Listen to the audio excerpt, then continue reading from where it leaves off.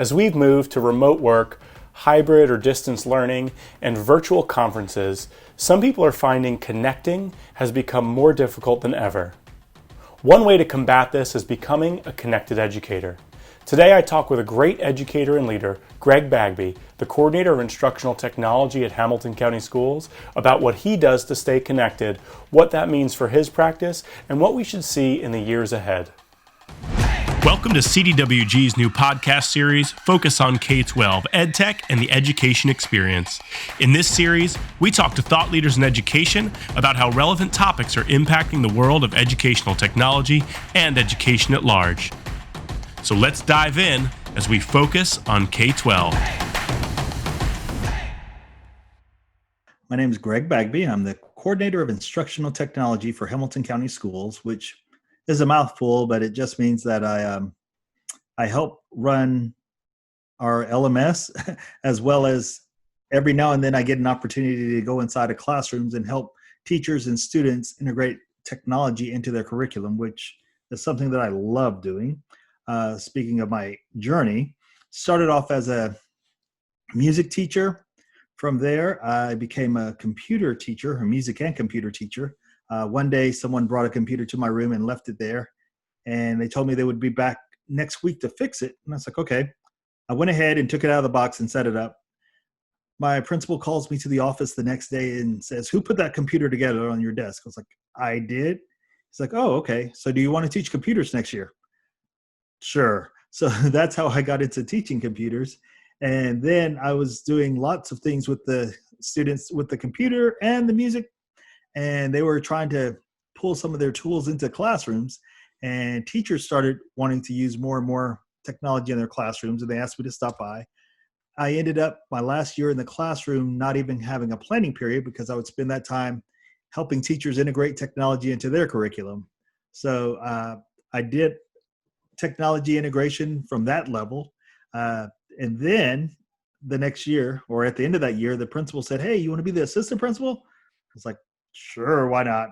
I had the degree work, so I went ahead and applied, and then they moved me to a different school. But I was principal at a couple other schools, and then I got the opportunity to help lead the district in their one-to-one initiative. When we bought a bunch of Chromebooks, I think we bought 14,000 the first time. And a supervisor came and said, "Hey, Greg, you want to work with these Chromebooks and help teachers use these Chromebooks and students use these Chromebooks?" And I said, "Okay, I'm in a school, but then I get to play with technology all day." So I left the school and became the Coordinator of Instructional Technology. And I've been doing that for a couple of years, and here I am today. That sounds great. I appreciate you sharing the story. And I love that idea that always seems to come up, right? Whenever you talk to educators, where in your case, you built the computer rather than waiting. Somebody recognized, "Oh, look, Greg built the computer. I think we have a new job for him." And I feel like that's how it works a lot in education. It just, you show that you can do something and it just starts to roll downhill. And all of a sudden that's your Yes. job. So since we're talking about being a connected educator today, why don't you tell me a little bit about what a connected educator is? My thoughts on connected educator is someone who is, well, connected, someone who reaches out and encourages communication with other thought leaders, other folks in the education or technology or whatever realm they're working in. I remember I was actually tweeting with Todd Whitaker, the guy of 14 Things Great Teachers Do Differently. And after a couple of tweets passing back and forth, we talked about our connectedness, and he actually came to town and told everyone that they needed to connect with me and I would connect with them. And then I actually wrote him and said, "Hey, could you write me a letter of recommendation on my connectedness?" Which sounds kind of crazy, but he was like, "Oh, sure, Greg." But it's just someone who's willing to step across school lines, state lines, district lines, to work with other folks, not necessarily trying to train them or teach them, but just to listen. Because as I always said to my teachers, silos were made for grain, not education. So we need to break down those educational silos that exist and try to connect with other folks. So there you go. And Twitter thanks to Eric Schinninger, the Twitter principal at one time. I'm not sure if you were aware of that, but he was on the cover of Scholastic magazine talking about Twitter once, and that pulled me in, and I started connecting with more and more educators, and well, here I am. But there's my connectedness. I like it. Yeah, I remember that magazine cover. I don't remember if it's from reading the magazine or seeing it posted somewhere, but what's interesting about that, right, is that you and I connected on Twitter a few years ago, didn't meet in person until a year ago, and then about 6 months ago, we realized that you were in a presentation I gave at FETC 6 years ago. Right. And Yes, we yes, and we only realized it through people sharing pictures of the presentation a couple years down the line, and you saying, "Hey, I was there." Right? yes, yes. Other than getting to pre-screen some of the shadier characters you might meet online, like myself, what are some of the benefits of being a connected educator? Well, some of the benefits that I've found is just I have access to a knowledge base that's not my own. Um, I am really big on echo chambers and trying to break out of echo chambers. I have friends that will follow, say, one political party or another, and they're stuck on those. But I like to be somebody who will listen to the advice of folks that I think differently than they do. And connecting with folks allows that for me. Uh, as a matter of fact, just putting things out on Twitter and working with folks, connecting with folks on Twitter, it got me connected with NCCE as a professional learning specialist. So now I hang out with those folks as well. And it's all through the whole idea of connecting with folks online at conferences, using social media as a tool that you can use for your professional growth rather than following Justin Bieber because of his new song. So you mentioned Twitter and you mentioned NCCE. I think most people are familiar with what Twitter is, and sort of especially people that are going to be listening to this, watching this, definitely familiar with that, the education community that's out there on Twitter. But for people that aren't familiar with NCCE, can you tell me a little bit more about what NCCE is, what your role is there? Sure. NCCE is a nonprofit educational professional learning company. But they go to different districts and do trainings. They set up not only technology trainings, they do leadership training, they do other types of trainings for teachers, for districts, for district leaders. And I'm a professional learning specialist in the group. So I get to do lots of training, so to speak. As a matter of fact, later tonight, I'll be doing a NCCE Live where I'm talking about connecting with educators. Who knew? Um, but I also get the opportunity of helping districts uh, develop courseware, so to speak, for the teachers or for the administrators, working on one for Google for administrators. And it's not just here's the Google Drive and here's a Google Sheet and a Google Form. As a former administrator, I'm actually saying, so this is how I use Google Forms with my teachers, and this is what we use to connect to the community. So I'm using some of my knowledge blended with technology, and I'm sharing that with district leaders. I think the next group I'm doing is in Idaho. Yeah. So how do you think that the connectedness you have through Twitter, the work you've done with NCCE, how does that come together and help um, during the day with your job as a coordinator of instructional tech for Hamilton County Schools? Crazy thing is, uh, NCCE allows me to have lots and lots of training in different areas.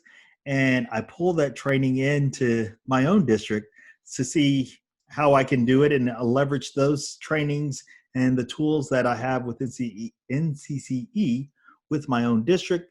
Not only that, some of the things that I've developed for NCCE, of course, I tried them out in my district first to make sure that they work, not only as using my district as a guinea pig, but using my district as like the early adopters, making sure that they have access to these tools and they have the knowledge that I've acquired so that yes, even though I'm working with these other districts, but I want to make sure that I'm taking care of my own district. And as for Twitter, uh, I think of myself as an early adopter in some instances. So a lot of times on Twitter, the things that I find I immediately share with the coaches that I know, the academic coaches or some of the academic leaders in the district, so that they'll be aware of things. It's amazing the things that you find on Twitter and how you don't really see them until they're placed on Twitter, and then you share it with someone up the food chain and they're like, oh, this is a great idea, we should jump on it, okay, go for it. Right. And yeah, so Twitter and NCCE they've both been very helpful in me leveraging my current position in the district to push the district forward during these uncertain times. Right. So one thing I love about working with you and your team, right, is that you are surrounded by other connected educators, right? So you have, a lot of people at Hamilton County Schools up at that director level and above who are really involved on Twitter and who are constantly posting the things that they're learning and sharing the amazing things that are happening in the schools and helping kind of tell that story, right? I think one thing that also helps do is solidify this idea that these decisions that we're making in school districts are making it down to the students. So look into your crystal ball 2 years from now. What do you have in the works at Hamilton County Schools from the instructional technology standpoint that you're kind of excited working on, things like that? So, and in my crystal ball, I see that we have a team of folks working uh, in and out of schools. We're doing different things with the teachers. All of the new tools every tool that comes out, any new tool, we're going to go ahead and pull it in and figure out ways that we can leverage those tools for the students. We're not going to throw it all on the teachers. We're going to throw it on our tech coaches so that the tech coaches can wrestle with it and then present it to teachers. And if the teachers like it, they'll accept it. As you may or may not know, we have more digital fabrication labs in Hamilton County in our area than anywhere else in the world. And we're actually going to have more of them come into play within our district soon. And from that, not only are we going to be the digital fabrication leader in the country, that includes K-16, all the schools, but we're going to be a place where folks can come and learn. We have a Fab Institute already, Digital Fabrication Institute, every summer. It's not necessarily district run.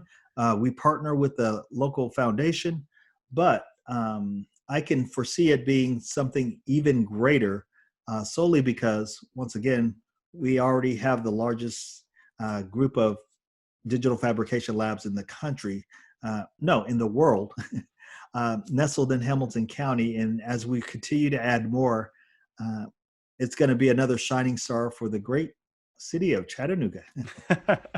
Thanks, Greg. I really appreciate it. I appreciate you taking us through, what it means to be a connected educator, a little bit about some of the organizations you're a part of, and then also sharing some of that authentic learning piece towards the end. So thank you for being with us today, and we look forward to continuing to work together. Doug, I appreciate it. Anytime you need me, just give me a call. Thanks for joining us today on Focus on K-12 EdTech and the Education Experience. If you enjoyed today's show, please feel free to like, subscribe, and click the little bell so that you get notified whenever we post a new episode. If you have an idea for a future guest or just want to talk about the show, either post something in the comments below or reach out to me on Twitter @dconopelco. Thanks for joining us. We'll see you next time as we focus on K-12.